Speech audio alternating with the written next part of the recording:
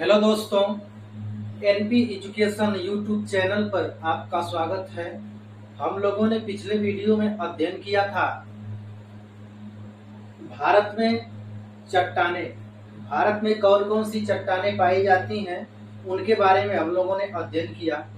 जैसे में पहला नंबर हम लोगों ने आर्कियन क्रम की चट्टानों के बारे में अध्ययन किया, फिर धारवाड़ क्रम की चट्टानों के बारे में अध्ययन किया, फिर कुडप्पा क्रम की चट्टानों के बारे में अध्ययन किया, फिर जो चौथा नंबर का चट्टान था विंध्यन क्रम की चट्टान, इसके बारे में अध्ययन किया।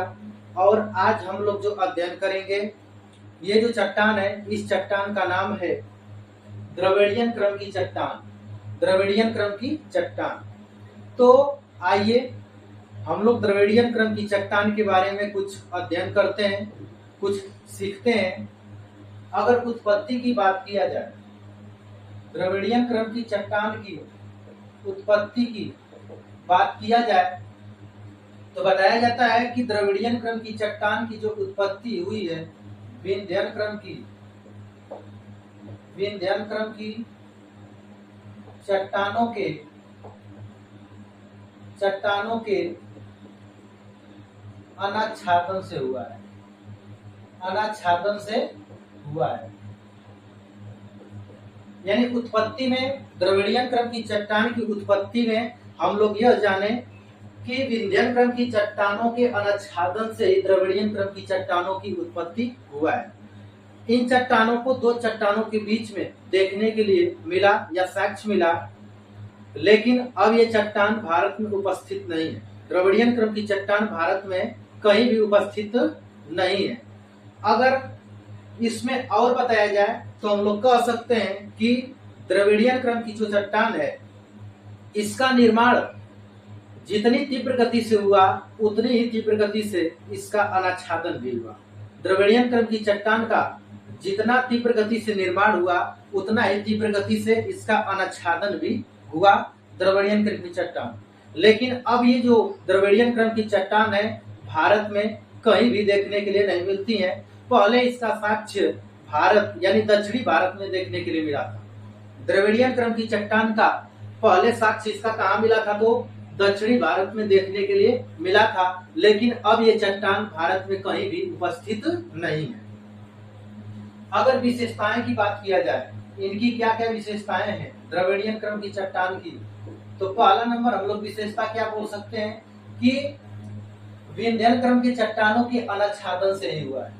विशेषता में पहली विशेषता हम लोग कह सकते हैं कि द्रविड़ियन क्रम की चट्टान की जो उत्पत्ति हुआ है वह विंध्यन क्रम की चट्टानों के अनाच्छादन से ही हुआ है। अब अगली विशेषता के बारे में अगर बात करते हैं तो हम लोग कह सकते हैं कि ये इसमें जीवाश्म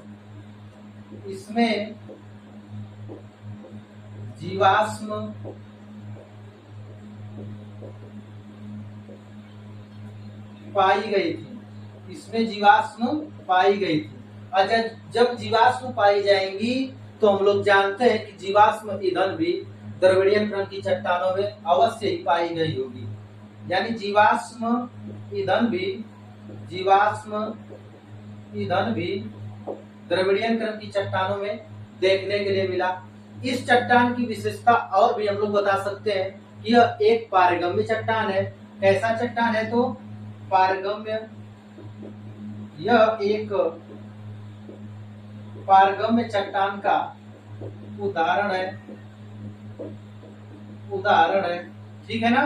द्रविड़ियन क्रम की चट्टान क्या है? तो पारगम्य चट्टान का क्या है? तो उदाहरण है। अगर अगली विशेषता के बारे में बात किया जाए तो हम लोग कह सकते हैं कि ये जो चट्टान है अपेक्षाकृत कैसी रही होगी? मुलायम रही। यह चट्टान अपेक्षाकृत मुलायम रही होगी। द्रविड़ियन क्रम की चट्टान क्या है? अपेक्षाकृत कैसी रही होगी? तो मुलायम रही होगी। ठीक है ना? और ये जो चट्टान है द्रविड़ियन क्रम की चट्टान, यह एक अवसादी चट्टान। कैसी चट्टान है? तो अवसादी चट्टान। तो ये था द्रविड़ियन क्रम की चट्टानें। याद रखिएगा कि द्रविड़ियन क्रम की चट्टानें जो है भारत में कहीं भी उपस्थित नहीं है। ठीक है ना? और इनका जितनी तीव्र गति से निर्माण हुआ था उतनी ही तीव्र गति से इनका अनच्छादन भी हुआ। तो ये था द्रविड़ीय क्रम की चट्टान के बारे में कुछ बातें। फिर मिलते हैं अगले वीडियो में। धन्यवाद।